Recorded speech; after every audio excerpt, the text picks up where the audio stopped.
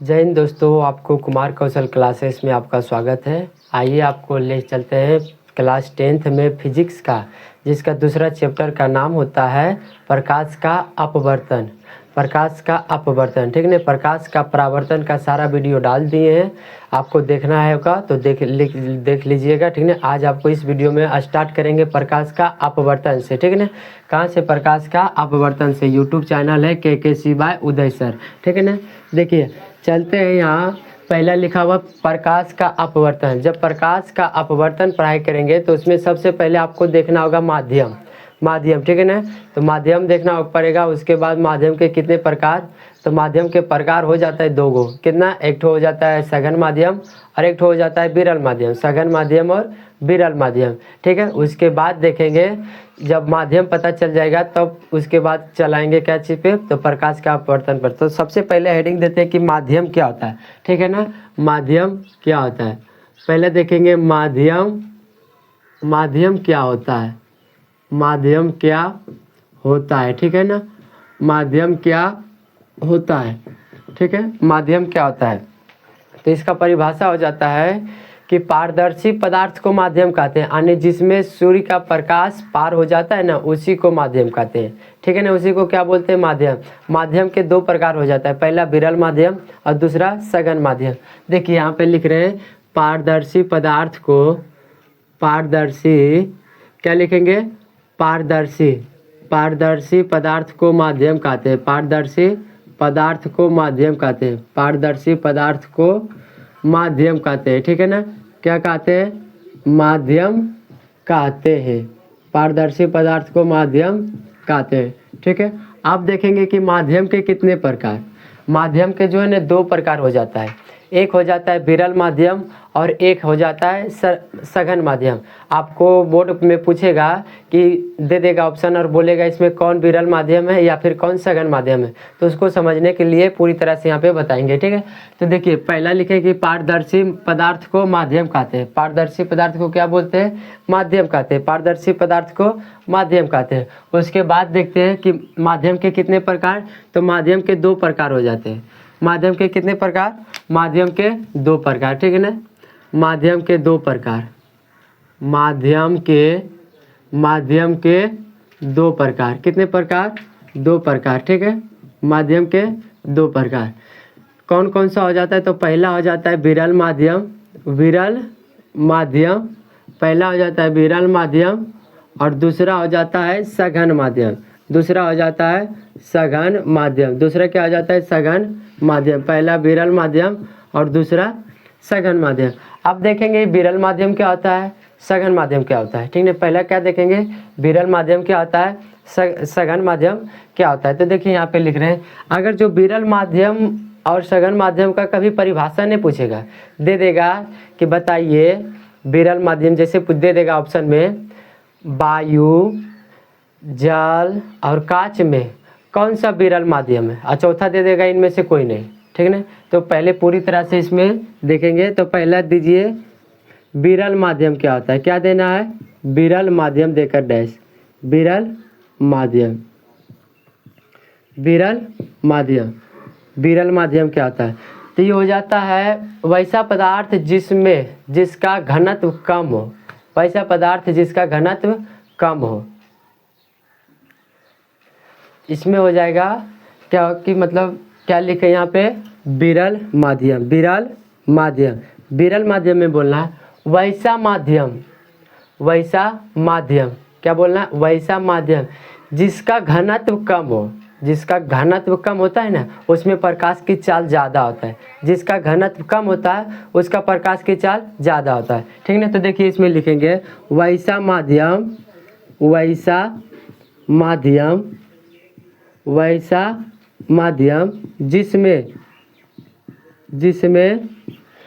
जिसमें क्या बोलेंगे? वैसा माध्यम जिसका घनत्व कम हो। वैसा माध्यम जिसका घनत्व कम हो, उसी को क्या बोलेंगे? तो उसी को विरल माध्यम बोलेंगे। जिसका घनत्व कम होता है उसमें प्रकाश की चाल ज़्यादा होता है, ठीक है। देखिए यहाँ पे लिख रहे हैं अगर जो घनत्व कम है, क्या चीज़? घनत्व कम है, घनत्व क्या है, कम है। तो प्रकाश की चाल क्या हो जाएगा, प्रकाश की चाल, प्रकाश की चाल, प्रकाश की चाल उसमें ज़्यादा हो जाएगा, ठीक है। उसमें प्रकाश की चाल क्या हो जाएगा, ज़्यादा है। ये एरो जो है ये बता रहा है घनत्व कम तो प्रकाश की चाल ज़्यादा, घनत्व कम प्रकाश की चाल ज़्यादा, ठीक है। कौन सा माध्यम है, विरल माध्यम में। कौन सा माध्यम है, विरल माध्यम में। आगे लिखा हुआ है सघन माध्यम। दूसरा क्या लिखा हुआ है, सघन माध्यम, सघन माध्यम, सघन माध्यम। दूसरा लिखेंगे सघन माध्यम क्या होता है, तो इसमें हो जाएगा, इसमें क्या हो जाएगा, वैसा माध्यम, वैसा माध्यम जिसमें या जिसका घनत्व ज़्यादा हो, जिसका घनत्व ज़्यादा हो, ठीक है। लिखेंगे वैसा माध्यम, वैसा माध्यम, वैसा माध्यम जिसका घनत्व, जिसका घनत्व, जिसका घनत्व क्या हो, जिसका घनत्व ज़्यादा हो, जिसका घनत्व ज़्यादा हो, ठीक है ना, ज़्यादा हो। कैसा हो, जिसका घनत्व कैसा हो, अनेक ही ज़्यादा, वैसा घनत्व मतलब कि वैसा माध्यम, वैसा माध्यम जिसका घनत्व ज़्यादा हो, जिसका घनत्व ज़्यादा हो, उसी को क्या बोलेंगे, तो सघन माध्यम बोलेंगे। इसमें लिखेंगे घनत्व क्या हो, घनत्व अगर जो ज़्यादा है, क्या चीज़, घनत्व अगर जो ज़्यादा है तो उसमें प्रकाश की चाल क्या हो जाएगी, प्रकाश की चाल कम हो जाएगा, प्रकाश की चाल कम हो जाएगा, प्रकाश की चाल उसमें कम हो जाएगा, ठीक है ना। ये आपको याद रखना है, ठीक है ना, कि जिसमें जिसका घनत्व कम उसका प्रकाश की चाल ज़्यादा, और जिसका घनत्व ज़्यादा उसका प्रकाश की चाल कम होता है, ठीक है ना।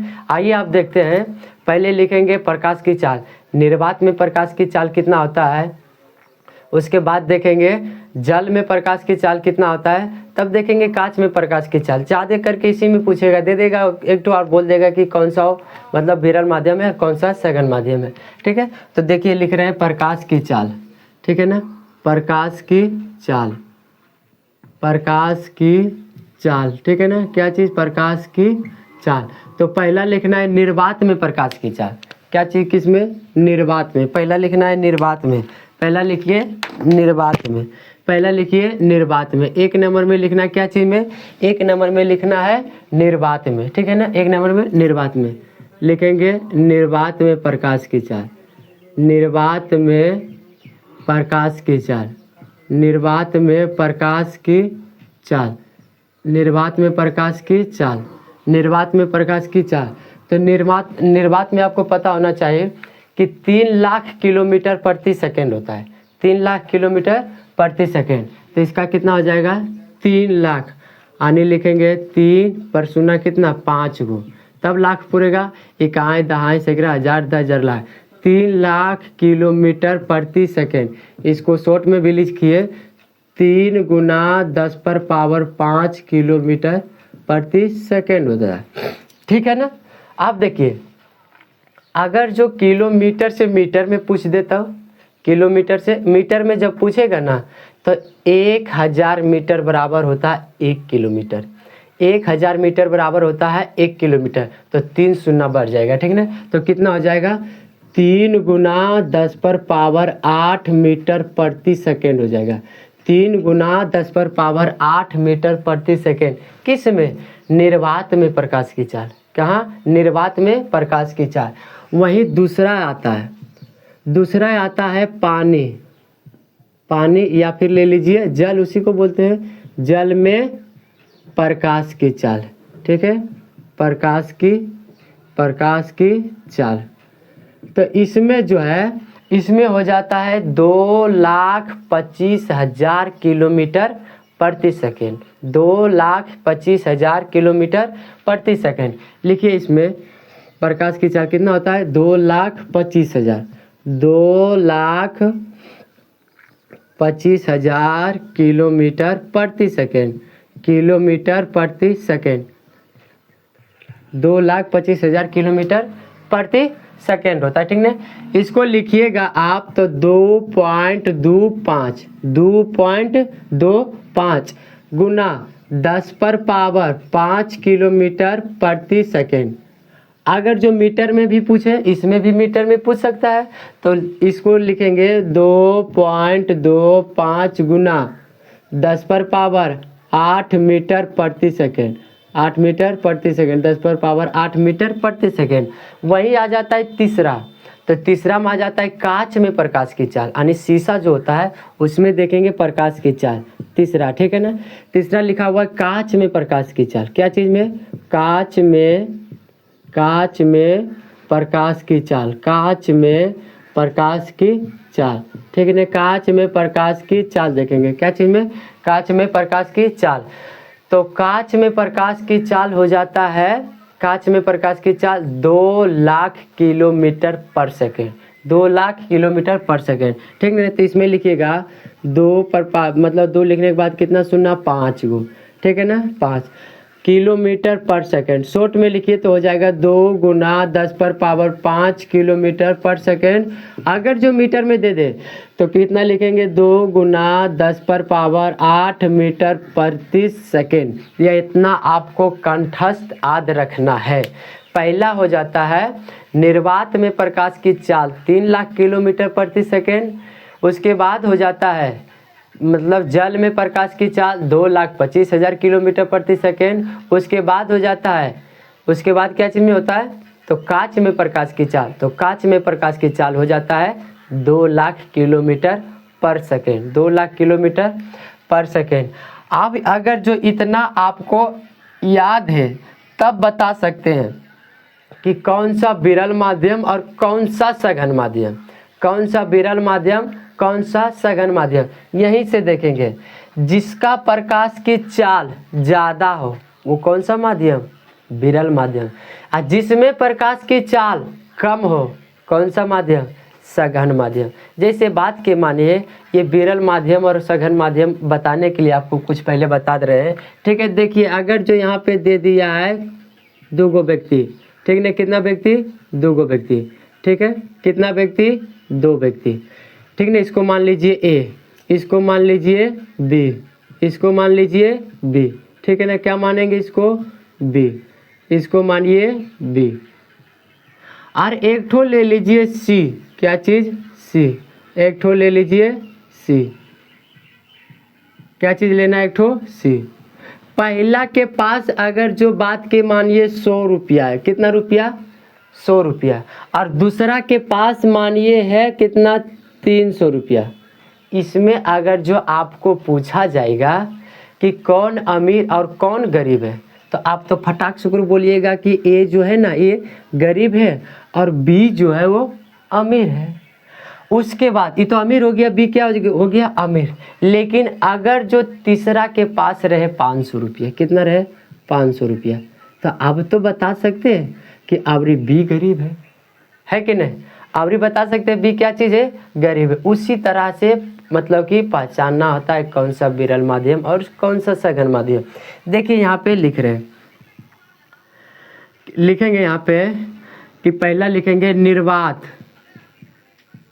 निर्वात और कांच, निर्वात और कांच में, निर्वात और कांच में कौन सघन माध्यम है?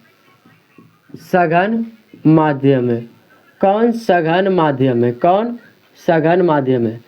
तो आपको बताना है सघन माध्यम के लिए प्रकाश की चाल कम होनी चाहिए, विरल माध्यम के लिए प्रकाश की चाल ज़्यादा होनी चाहिए। तो देखिए सघन माध्यम हमसे पूछा है तो प्रकाश की चाल किस में कम होता है? तो प्रकाश की चाल कम होता है कांच में, इसलिए हो जाएगा सघन माध्यम। और ये हो जाएगा निर्वात विरल माध्यम, ठीक है ना। वहीं आते हैं अबरी आते हैं क्या चीज़ में?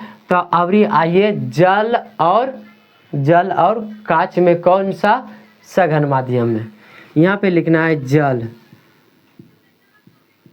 जल और कांच, जल और कांच, जल और कांच में कौन विरल माध्यम है? कौन कौन विरल माध्यम है? कौन विरल माध्यम है? कौन सा विरल माध्यम है? कौन सा विरल माध्यम है, ठीक है ना। तो आपको पता होना चाहिए विरल माध्यम के लिए प्रकाश की चाल ज़्यादा, विरल माध्यम के लिए प्रकाश की चाल ज़्यादा, जैसे यहाँ पे आपको समझाइए फिगर से, ठीक है। तो विरल माध्यम के लिए प्रकाश की चाल ज़्यादा, तो बताइए जल में प्रकाश की चाल ज़्यादा या फिर कांच में प्रकाश की चाल ज़्यादा। तो जल में प्रकाश की चाल ज़्यादा होता है, इसलिए ये हो जाएगा विरल माध्यम। कौन सा माध्यम? विरल माध्यम। और कांच हो जाएगा सघन माध्यम, कांच हो जाएगा सघन माध्यम, ठीक है ना। आगे देखिए लिखा हुआ है कि प्रकाश के अपवर्तन की व्याख्या। अगर जो प्रकाश के अपवर्तन के व्याख्या पूरी तरह से समझ में आ जाएगा तो प्रकाश का अपवर्तन का परिभाषा कोई भारी नहीं होता है, ठीक है। तो इसमें लिखा हुआ प्रकाश के अपवर्तन की व्याख्या, तो इसी में देखेंगे कि जब प्रकाश विरल माध्यम से सघन माध्यम में जाती है तो क्या होता है, ठीक ना। तो देखिए इसमें लिखते हैं पहला नंबर में कि जब प्रकाश विरल माध्यम से, जब प्रकाश विरल माध्यम से जब प्रकाश विरल माध्यम से सघन माध्यम में जाती है, जब प्रकाश विरल माध्यम से सघन माध्यम में प्रवेश करती है, सघन माध्यम में प्रवेश करती।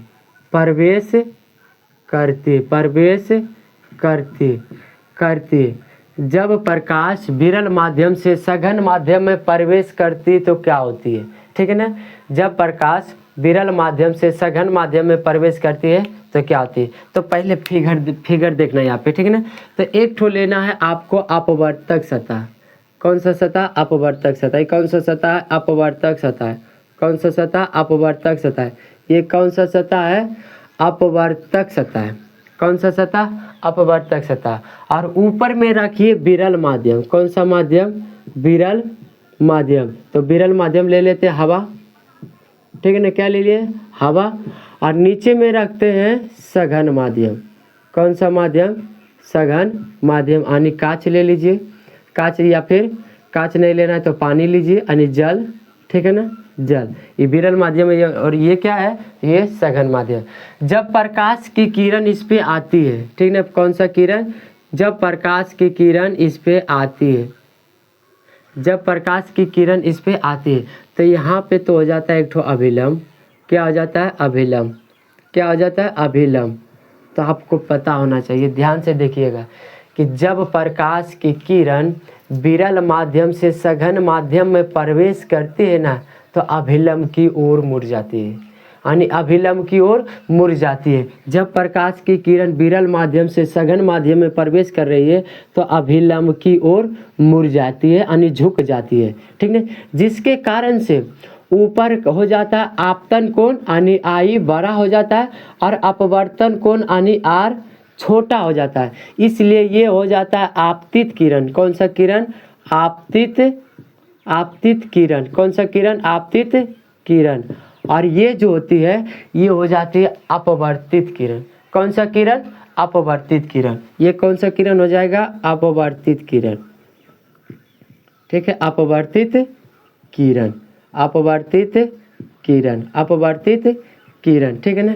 अब देखिए यहाँ पे कि जब प्रकाश की किरण विरल माध्यम से सघन माध्यम में प्रवेश किया तो क्या हुआ। जब प्रकाश की किरण विरल माध्यम से सघन माध्यम में प्रवेश किया तो क्या हुआ। तो जब प्रकाश की किरण विरल माध्यम से सघन माध्यम में प्रवेश किया तो अभिलंब की ओर मुड़ गया। क्या हुआ? अभिलंब की ओर मुड़ गया। जिसके कारण से अभिलंब की ओर मुड़ा तो आपतन कोण बड़ा हो गया। क्या हो गया? आपतन कोण आई, यानी कि आई का मान बड़ा हो गया। किससे? तो अपवर्तन कोण से। कौन सा कोण से? तो अपवर्तन कोण से, यानी जिधर मुँह बड़ा होता है वो बड़ा होता है, ठीक है ना। क्या होता है तो देखिए यहाँ पे लिखा हुआ कि जब प्रकाश विरल माध्यम से सघन माध्यम में प्रवेश करती है तो यहाँ पे लिख देना होता है आपको अभिलंब की ओर मुड़ जाती है। क्या हो जाती है? अभिलंब की ओर मुड़ जाती है। अभिलंब की ओर मुड़ जाती है। अभिलंब की ओर मुड़ जाती है, ठीक है ना, मुड़ जाती है।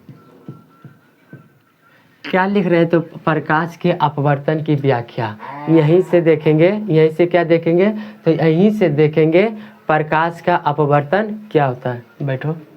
अब देखिए आता है दूसरा में। दूसरा में क्या आता है? दूसरा में आ जाता है कि जब प्रकाश सघन माध्यम से विरल माध्यम में प्रवेश करती है तो क्या होती है?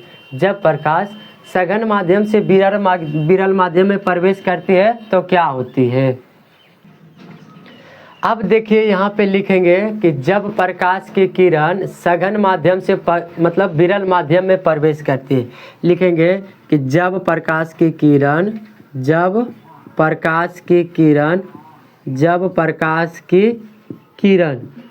ठीक है ना, किरण यानी जब प्रकाश लिखिए या फिर जब प्रकाश की किरण क्या होती है? सघन माध्यम से, इस बार सघन माध्यम से विरल माध्यम में प्रवेश करती है। विरल माध्यम में प्रवेश करती है।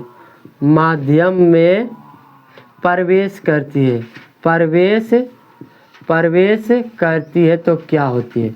प्रवेश करती है तो क्या होती है? ठीक है। तो सबसे पहले आपको लेना पड़ेगा क्या चीज़? तो एक तो अपवर्तक सतह, ठीक है ना, अपवर्तक सतह। और इस पे आपतित किरण आती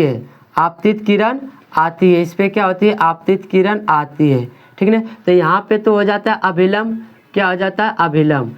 जब अभिलंब से टकराकर अपवर्तित होती है ना, तो ये अभिलंब से दूर भाग जाती है। क्या हो जाती है? अभिलंब से दूर भाग जाती है, जिसके कारण से आपतन कोण छोटा और अपवर्तन कोण बड़ा हो जाता है। आपतन कोण छोटा और अपवर्तन कोण बड़ा हो जाता है। तो आपको पता होना चाहिए कि मतलब ये कौन सा किरण? आपतित किरण, और ये अपवर्तित किरण, और ये जो है अभिलंब है, ठीक है ना। इसमें क्या हो जाएगा? तो आपतन कोण छोटा हो जाएगा। आपतन कोण क्या हो जाएगा? छोटा हो जाएगा। किससे? तो अपवर्तन कोण से छोटा हो जाएगा। अपवर्तन कोण से छोटा हो जाएगा। अब देखिए इसी से देखना है आगे कि प्रकाश का अपवर्तन क्या होता है, ठीक है। अब देखिए यहाँ पे लिख रहे हैं प्रकाश का अपवर्तन क्या होता है। प्रकाश का अपवर्तन क्या होता है, ठीक है। प्रकाश का अपवर्तन, ठीक है ना, अपवर्तन, प्रकाश का अपवर्तन देकर देना है डैश, ठीक ना। तो समझिए ये फिगर अगर जो आपको पता है तो इसी से देखेंगे कि प्रकाश का अपवर्तन क्या होता है। तो देखिए कि जब प्रकाश की किरण एक माध्यम से दूसरी माध्यम में प्रवेश करती है तो अपनी पथ से विचलित हो जाती है। प्रकाश के इस घटना को प्रकाश का अपवर्तन कहते हैं। जैसे देखिए इसमें क्या हुआ? तो ये अभिलंब की ओर मुड़ गया, और यहाँ पे क्या हुआ? तो अभिलंब से दूर भाग गया। तो दोनों में जो है अपना पथ से विचलित हो रहा है। जब विचलित होता है तो प्रकाश के इसी घटना को तो कहते हैं प्रकाश का अपवर्तन। तो लिखिएगा यहाँ पे कि जब प्रकाश की किरण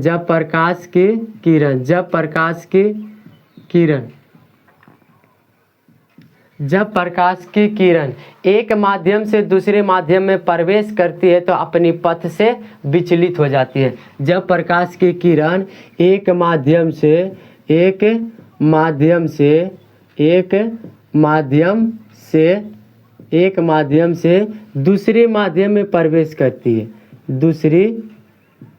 से दूसरे माध्यम में प्रवेश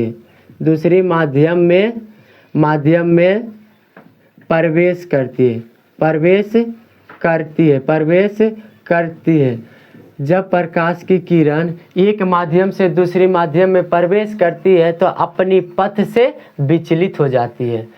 करती है तो अपनी पथ से यानी अपने पथ से, ठीक ना। यानी पथ उसी को बोलते जो रास्ता होता है। यानी ये अपना रास्ता पे चल रहा है, नहीं एक बार क्या हुआ? तो अभिलंब की ओर मुड़ गया, और इसमें क्या हुआ? तो अभिलंब से दूर भाग गया। तो अपना पथ पे तो कभी नहीं, तो क्या होता है? यानी अपने पथ से विचलित हो जाती है, ठीक है, विचलित हो जाती है। प्रकाश के इसी घटना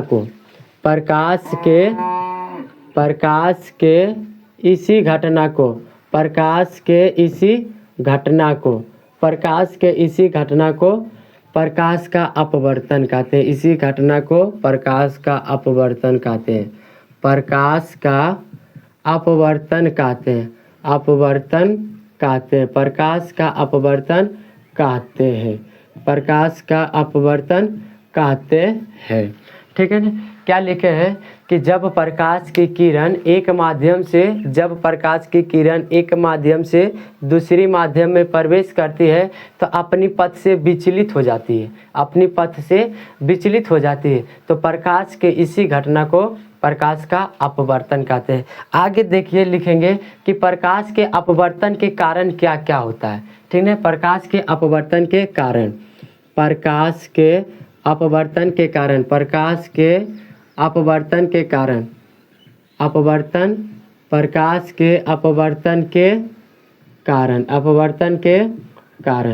ठीक है ना। प्रकाश के अपवर्तन के कारण तो पहला लिखिएगा कि बाल्टी में भरी हुई पानी, यानी बाल्टी में जब पानी भर देते हैं ना तो बाल्टी की गहराई कम प्रतीत होती है। ठीक है ना। बाल्टी में रखा हुआ पानी उसकी गहराई से कम प्रतीत होती है। पहला क्या हो जाता है कि बाल्टी में भरी हुई पानी के कारण बाल्टी में भरी हुई पानी के कारण पानी के कारण क्या होता है तो गहराई कम प्रतीत होती है। गहराई कम प्रतीत होती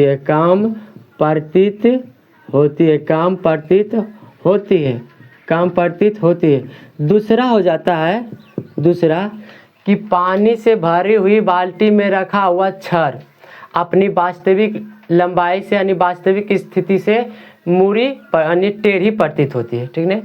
बाल्टी में के पानी में भरी हुई। आगे लिखेंगे दूसरा नंबर में कि जब कोई बाल्टी जो है ना पानी से भरा हुआ होता है उसमें अगर जो छड़ डालते हैं तो अपनी वास्तविक से थोड़ा टेढ़ी दिखती है। ठीक है। तो लिखेंगे पानी में रखा हुआ छड़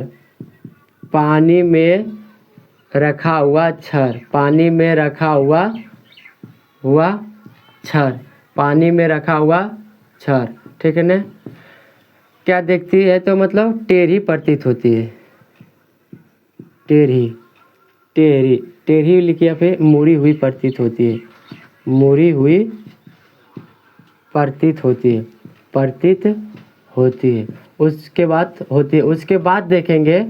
उसके बाद तीसरा में देखेंगे कि कांच के बर्तन में रखा हुआ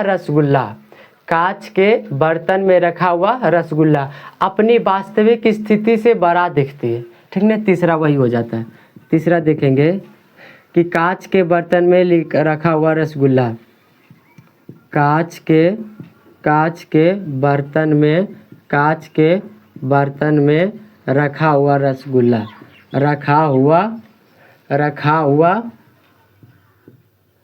हुआ रसगुल्ला ठीक है ना। रसगुल्ला कांच के बर्तन में रखा हुआ रसगुल्ला अपनी वास्तविक स्थिति से बड़ा दिखता है। ठीक है ना। बड़ा दिखता है। क्या होता है बड़ा दिखता है। कितने कारण लिखा है तो 3 कारण। पहला कि बाल्टी में जब बाल्टी जो है पानी से भरा होता है तो अपनी गहराई कम प्रतीत होती है उसमें। ठीक है। उसका गहराई कम प्रतीत होता है। दूसरा जब बाल्टी जो है वो पानी से भरा हुआ उसमें अगर जो आप छड़ को रखिएगा छड़ को या फिर डंडा को तो थोड़ा टेढ़ी प्रतीत होता है। किसके कारण प्रकाश के अपवर्तन के कारण। तीसरा में लिखा हुआ कि कांच के बर्तन में रखा हुआ रसगुल्ला अपनी वास्तविक स्थिति से बड़ा दिखाई देता है।